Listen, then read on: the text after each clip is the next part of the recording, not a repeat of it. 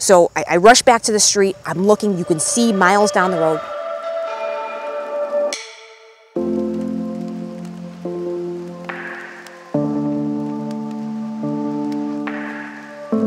Hello friends, welcome back to the channel. If you are new here, my name is Sarah and I make videos about health and fitness and all of those things, endurance sports. So if that's something that you're into, well, you've come to the right place. Go ahead and click the buttons. They're right there, like an inch that way. Buttons. Anyway, I'm going to keep this introduction brief. This is going to be my experience and recap from my 100-mile ride I did on August 7th for the Ride for Roswell event.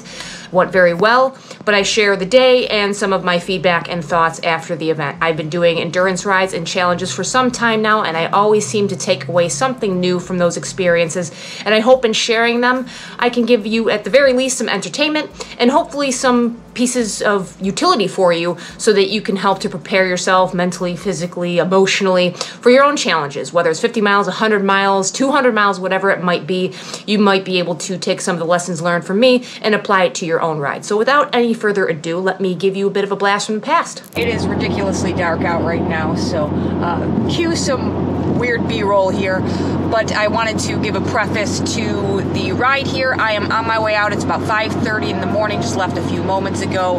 The venue is about 45 minutes from my house. They moved it from the typical venue, which is a little bit closer, which is fine. They were splitting up the riders throughout Western New York to ensure they can hold the event with COVID requirements, uncertainty as to what those would have been, so I'm glad they were able to do this. It wasn't really worth it to me to find a hotel in the area, you know, the tourist area of Niagara Falls, New York. I wasn't going to pay $300 for a night in a hotel just so I can have my bike a little bit closer, and trying to find something a little bit more practical and affordable. It just wasn't worth it for me to not be comfortable in my own house with my own stuff. I did not sleep that well last night. Not a huge surprise. I wasn't really nervous or anything, maybe a little bit of excitement, but usually when you know you have to get up early for something and you don't want to miss it, for some reason the brain just tells the body clock to go F itself. So I just made sure that I was relaxed and stayed in bed in that prone position, rested up physically. I don't feel too bad right now, and I'll let myself nap if I need to later. It is what it is. I didn't really carb load yesterday per se, but I made sure I followed a carb-centric diet, so just kind of ate intuitively during the course of the day and made sure that I had a pretty decent carbohydrate profile. And then my final meal, I did have a pasta meal, so about 120 grams of carbohydrates, about 600 calories of some pasta, a little homemade sauce. I had a bar for a snack closer to bedtime, which was about 20 grams of carbs and another 150 calories. So, you know, made sure my glycogen stores were topped up for today's ride. I'm going to need that, especially towards the end as I start to kind of run low on calories. This morning, I had oatmeal, about 220 calories, another 40 grams of carbs. I've got a banana with me for another 100 to 110 calories and 20 grams of carbs. So I'm just going to have to start fueling kind of right away. I don't want to make myself uncomfortable from a gastrointestinal standpoint before I ride. It is pretty early. I'm not used to eating this early in the morning, but I do want to make sure I am set up to succeed here. So we'll be taking off at 7 o'clock in the morning. It's actually great that this ride is in August rather than the typical late June scenario that they have, typically speaking, for this event, because it's going to be nice and warm at the start. Typically it's been cold at the start, so it's tough to manage any type of wardrobe because you don't want to carry too much with you when you're riding for 100 miles, but it is a little bit cool to be comfortable in the morning, and then it gets really hot in those late June rides. So it's already 71 degrees. It'll probably warm up another couple of degrees before we get started. It is going to hit a high of about 88 degrees today, but we should be off the road barring any unforeseen circumstances, at least for the time that I'm trying to target, before we reach peak temperatures. So I'm hoping to be off the road by noon. I don't see that as being an issue if I can even be with the group for part of the ride and I don't get any mechanical issues. I should be able to get a pretty good 20 mile per hour average for a really nice flat course, 100 miles, 1,700 feet of vertical gains. But that's about it. I've got my nutrition all set up and my cooler filled with my frozen bottles, as well as my first bottle with ice for nutrition for the first hour of the ride, and I'm excited.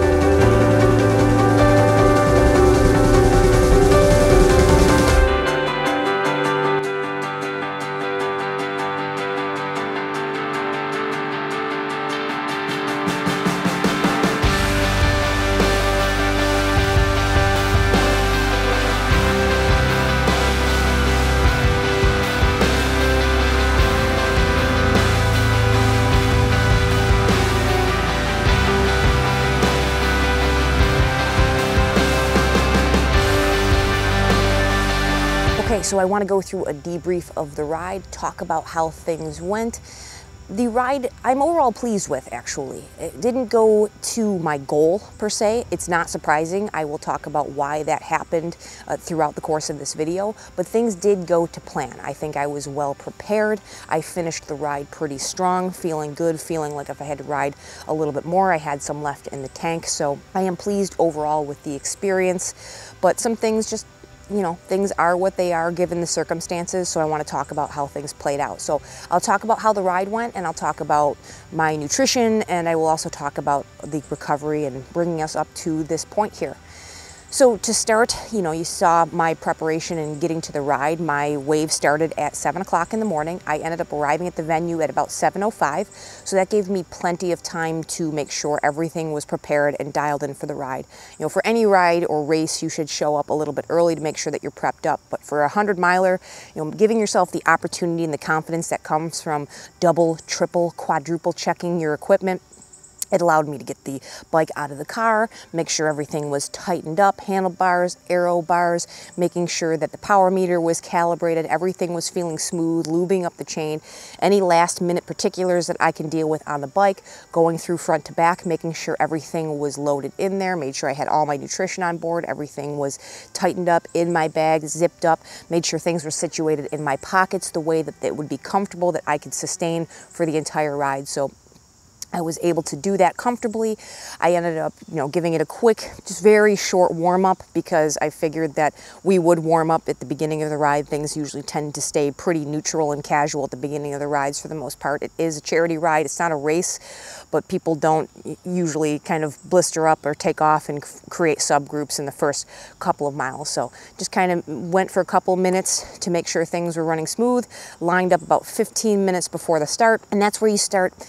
This is going to be a bad term, but sizing up the people around you and trying to understand who's going to be riding with you, who might not be riding with you. So the flying the ointment for this year was COVID restrictions. And the reason that it became a little bit problematic for me reaching my goal is because when they announced the ride, as I mentioned earlier, they had people in staggered starts, so wave starts every 15 minutes. And the original limit to the number of folks who could sign up for a wave was 50. Now they ended up increasing the wave size, but considering the 100-miler only draws a few hundred riders each year anyway, those people had already settled into their different waves and were happy where they were. And most of those waves had somewhere between 40, and I think the largest wave that was an hour later, I think that had like 75 in it. So they were smaller waves. It would have been better if we could have all started together and created subgroups there, but it is what it is. So we had probably around 45 people in our start at the most, like just counting the people who were there. And when you're looking at people's equipment and how they're set up, you start to get a sense for who you might be riding with, who might be riding together, and see where you might be able to create some groups. And probably about 10 of the people in this ride, and I'm not saying this in the pejorative, mind you, know, t-shirts, sneakers, right, going for a personal challenge, but they probably weren't going to be really contesting a fast time, right? They're looking to do it, you know, maybe they'll be done 6, 7, 8 hours, and that's great, go through a personal challenge, but they didn't really have the equipment to get through at a fast time. They're probably gonna be using the rest stops pretty heavily. So, you know, that takes 10 people right off of the top.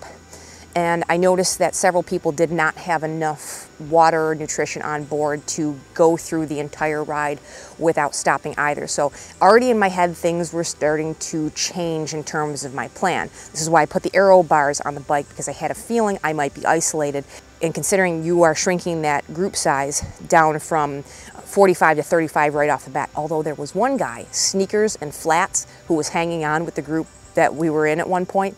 Kudos to him. That guy's a badass. That's brave. But at any rate, so, you know, we take off with this group, and in the beginning, nobody really wanted to kind of get started and be out in front. Everybody was a little bit hesitant. And I think part of that was because the course was a little unfamiliar. It was new this year. Most people weren't prepared for it. So things kind of started a little bit strange. So we left the campus. It took off from a different college campus than it normally does, a little further north. And we get out and we hit the first road. And the first road is mild descent that gets down to the first main road we have to turn left onto.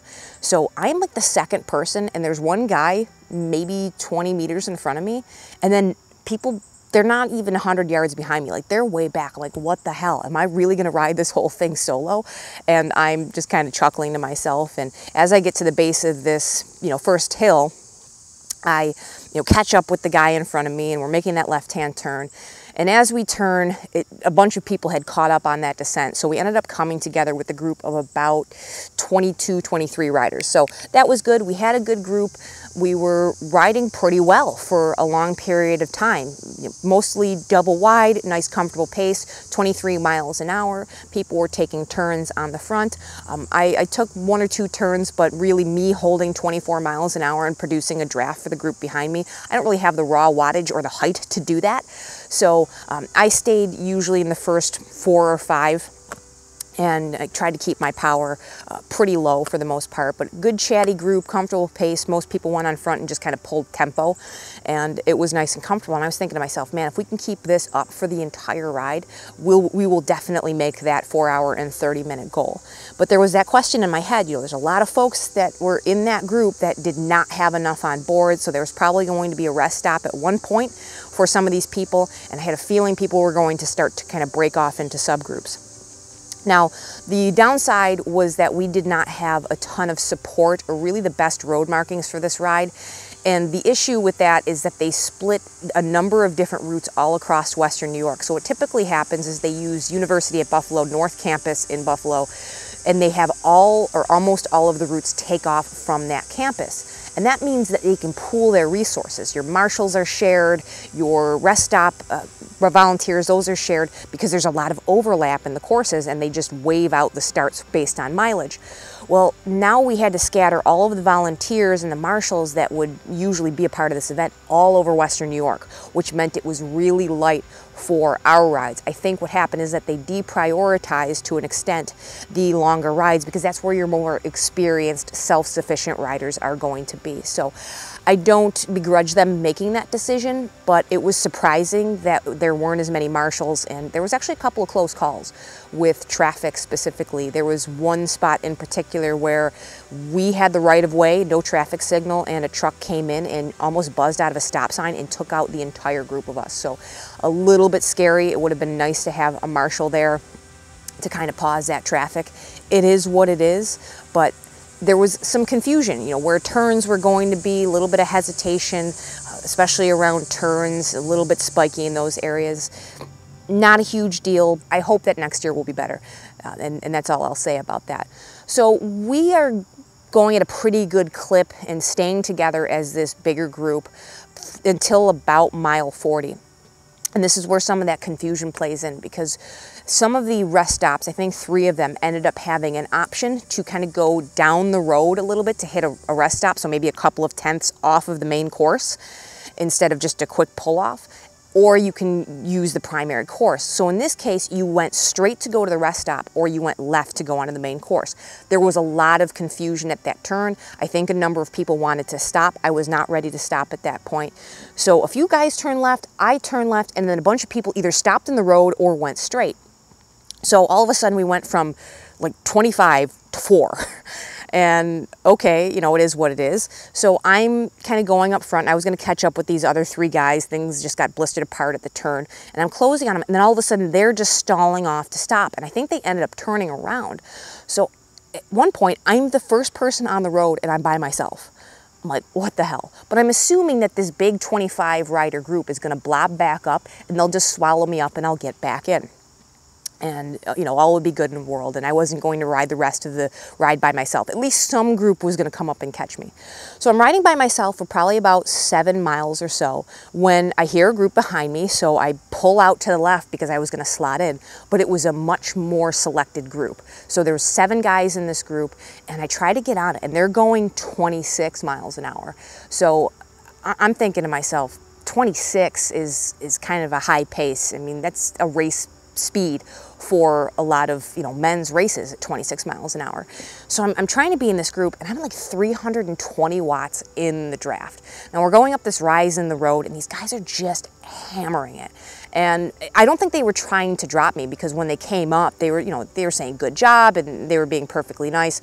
But we're getting up and I'm like, you know what? I can't burn up my legs at mile 40 and risk not finishing this ride, or burning up all my mashes and just limping over the finish line. That's not what I want. And I let them go, and I'm thinking there's another, you know, 15 riders or maybe 10 riders at least behind them. They're gonna come swallow me up. And you know, I see him, I turn off, and maybe if I would have held on a little bit longer up over that rise, maybe it would have calmed down. I would have been able to stay with them. But that was the last time I really ever saw anybody. So I just continued to go on my merry way. I'm thinking eventually somebody's gonna catch me. And I hit the 50-mile mark, and my Garmin, the GPX file that I loaded on there, it had me turn left. So the GPX file had been right up until that point. Even though a bunch of people were confused about the direction, I was confident because I had loaded the GPX file. So I make that left-hand turn, and I see the orange arrow pointing to the left. And we're pulling into this park, and I didn't think anything of it because a lot of times you can outlet on the other side, so I'm thinking it's gonna have us cut through this park. And all of a sudden it's giving me the instruction to do a U-turn. I'm like, son of a bitch, it took me into the rest stop. I didn't notice the sign 100 yards earlier than the left-hand turn arrow that just said rest stop ahead. So that kind of sucked. You know, I had to take a couple extra tenths on the turn, and like, oh shit, man, if that group passed and I'm not able to catch onto that group, that's my ride done. You know, I'm not going to be able, I'm going to do this whole thing by myself. I'm not going to be able to catch anybody, and I'm just going to have to be alone this whole time. So I rush back to the street. I'm looking, you can see miles down the road, no group. I'm like, okay, cool, they haven't caught up yet. So I turn back on the road. I'm going. I'm constantly looking behind me. Nobody's coming to see me. Nobody's coming to help me out. I'm like, what the hell? Why am I by myself still? What's going on?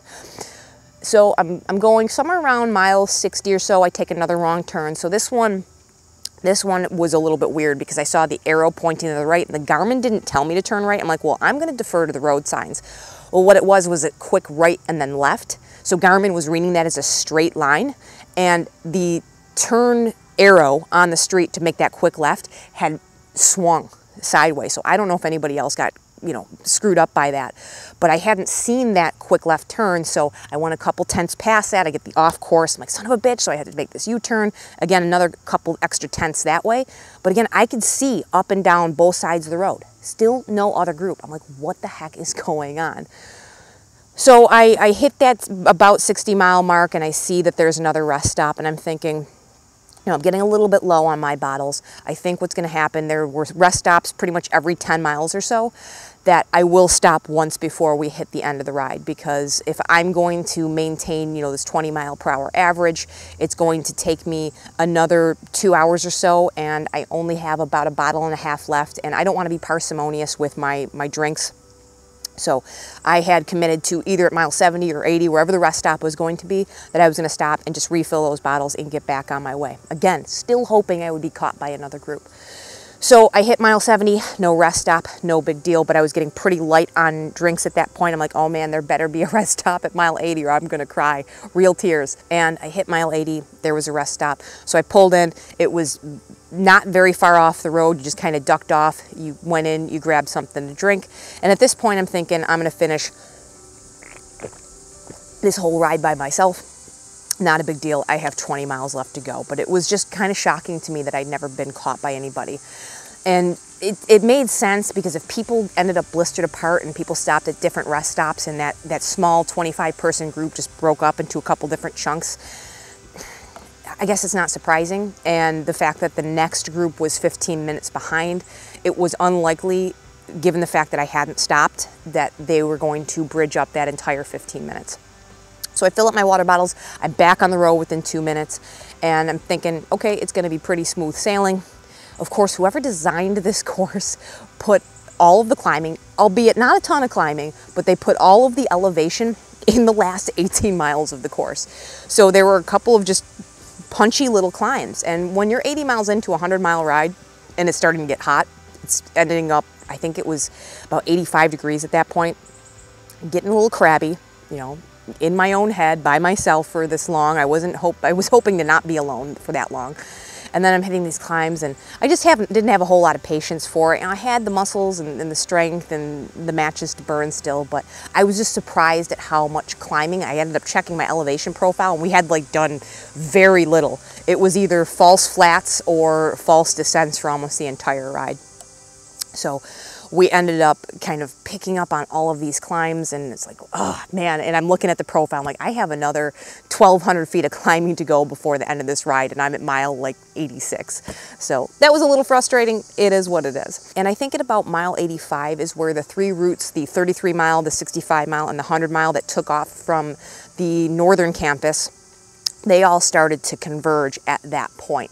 So that's when I started to see some people again, which was nice mentally because, you know, I was passing most of these riders, but, you know, every mile or so I'd see another maybe small group or a single rider, and it was something to focus on and kind of catch up, you know, wave, say hello, you pass them, and you keep moving on your way. So it was kind of nice to start to see other people. There was one more rest stop at mile 90. I was actually almost out of my drinks at that point, but I wasn't going to stop again. I figured it's going to be 10 miles. I'm not thirsty. I just, you know, drank a lot. I'll talk about nutrition here shortly. And I just decided to go the last 10 miles, which was no big deal. I was perfectly fine for that last 10 miles with an empty bottle. So made it through pretty much problem-free. Again, quite a bit of climbing in that last 10 miles. In fact, there was one point where there's this kind of like long drag strip of a climb, and I was passing this one guy. He must have been either the 33-mile group or the 65-mile group, because I definitely didn't recognize him from the beginning. And he's walking up this hill, and I'm like, oh no. And at that point, I had committed to stopping and helping him if he had a flat tire. But he was just this cute guy, probably in his like 60s or so. And he just said, no, my legs are really tired. I just need a rest. So I'm glad he was okay. Left him to do his thing, but you know, it was hot and all that climbing towards the end. 33 miles is a lot for some people. 65 miles is a lot for a lot of people. So people were breaking down in those areas of the course. It definitely got a little bit steep in some areas for some of these riders who were maybe not used to that kind of climbing and doing a personal challenge. You know, whoever designed that course was a bit of a sadist. Not very nice. But anyway, got back to the finish. And I ended up finishing, it was 101, almost 102 miles, and I ended up finishing it in 5:05, and that was an average of exactly 20 miles an hour. So that was the upper limit of what I wanted to do, thinking that if I was alone, that if I wasn't in a group, that I wanted to at least average that 20 miles an hour. So I did hit that goal. I'm happy. I didn't hit that primary goal of 4 hours and 30 minutes. Again, just not having a group to ride with. That is what it is. I don't blame myself for that. It wasn't like I was dropped off of the main group. It was the rest of that group just never bridged back up. And, you know, I should have maybe expected some of that, but if we had started as one larger, you know, several hundred person group, people kind of end up coming back together, right? Some people will stop, some people will keep going, another group will come up and catch you. People just kind of form these subgroups and jump from group to group when you have more people starting at a time, but that's fine. I finished in what I think is a pretty good time. There was a bunch of people at the finish cheering folks on, and I was just happy to be back and, you know, get something cold to drink. The drinks that I picked up at the last rest station, they were not warm, but they weren't ice cold. They didn't have any ice there, so they were just kind of cool. I wanted them, I took them in, and I was happy to have them, but I was just really looking forward to getting off the bike and getting something nice and cold, because at the time I finished, I think it was about 87 or 88 degrees, so it was hot. So let's talk about nutrition a little bit here. So in the first couple of hours of the ride, I was doing very well. I was being very cognizant to continue to take in gels. I was actually taking them in every half an hour, which was good. So I took in 4 gels in that first 2 hours, and I was being very diligent about sipping at the beta fuel. And I think I finished that beta fuel in the first couple of hours as well. And then after that 2 hour mark, that was when I ended up by myself. So we did that first 40 miles in a little under 2 hours.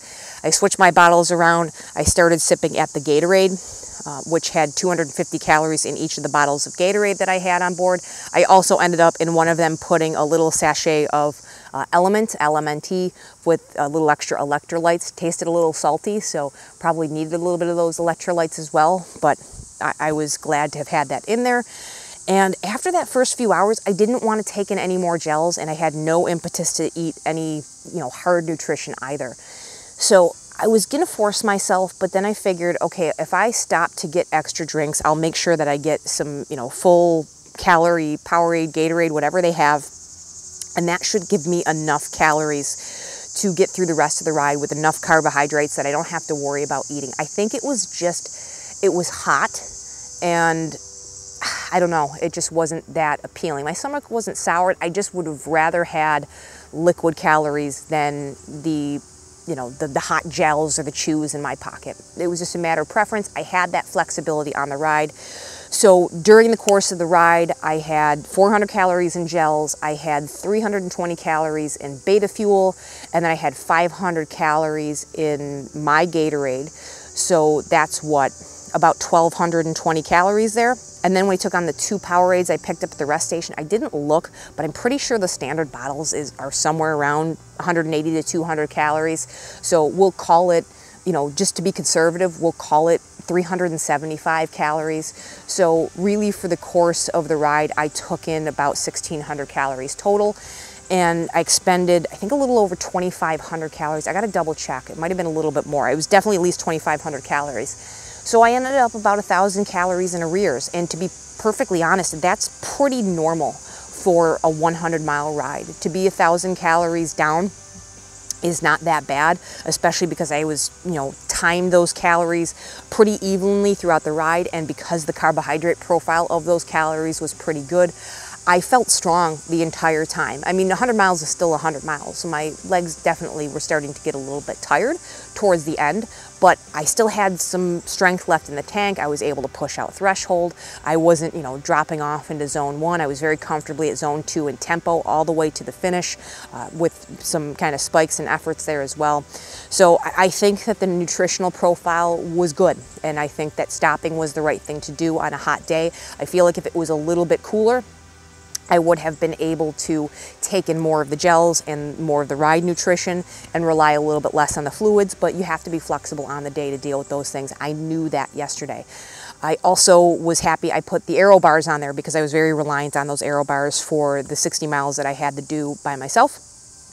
And that helped to scrub a little speed, especially because it was pretty windy in the open fields. So nutrition went well. And then when I hit the end of the ride, I put my bike in the car and I went over to the lunch tent, and the biggest thing I wanted was something cold, something really cold. And they had the kiddie pools full with ice and water, with bottles of water, little tiny cans of Coke and Sprite and orange juice, and a couple of options there, and I was in my glory. So I ended up taking a small can of Sprite and a small can of orange juice right off the bat, and I took one of the little boxed lunch packages that they had, and I slammed that Sprite right away, and it was just the most refreshing, just having that nice carbonation, a little bit of sugar, ice cold. I really enjoyed it. I didn't really want to eat much by way of food, but I did try to take down, I had like a small bag of, they were the pretzel crisps, so I ate those, and I also had a small can of the orange juice. I had a bottle of water nearby, but I didn't really want any of the plain water. I think I wanted to start maybe refueling with some of the sugar. The body just wanted what it wanted at that point. But I was, again, still not hungry, even though I was upside down on calories. I just would have rather have gotten that in through, liquid. So I left some of my extra lunch items there for anybody who wanted some extras.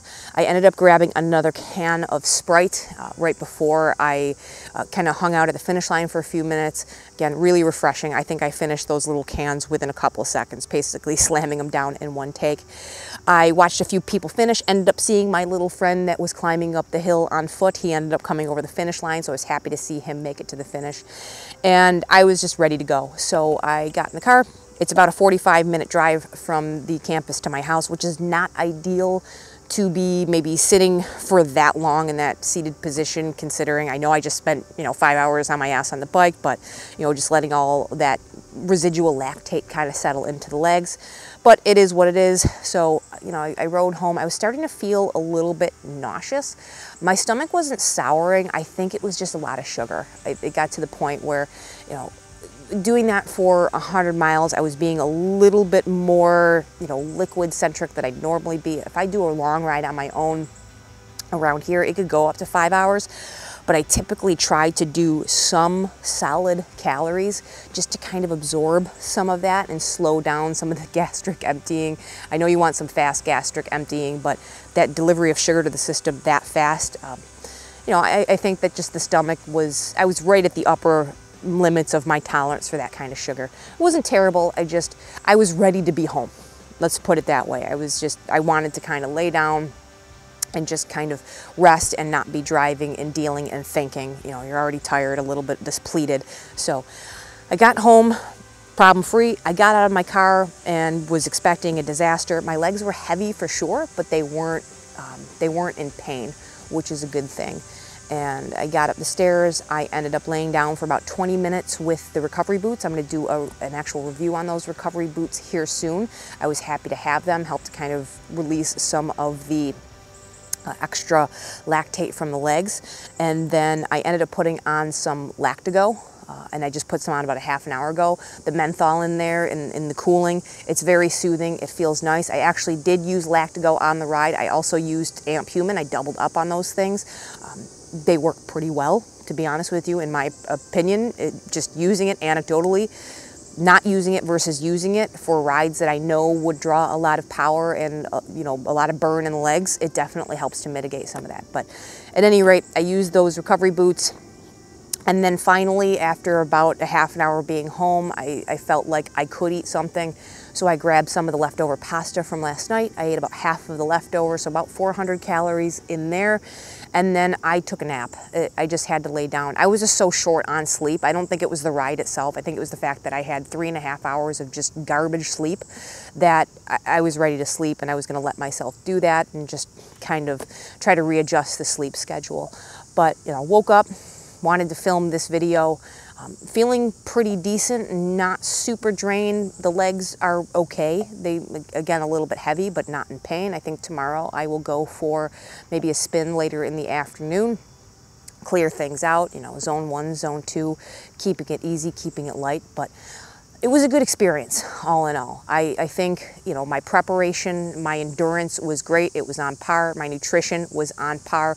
My bike prep, the things I brought on board, I felt confident and prepared for the ride, and everything really went to plan. Do I wish I would have hit that goal of 4 hours and 30 minutes? Yep, but that was out of my control. There just weren't enough people on the road. You know, next year is another year to do that. But this has been the longest ride of this season.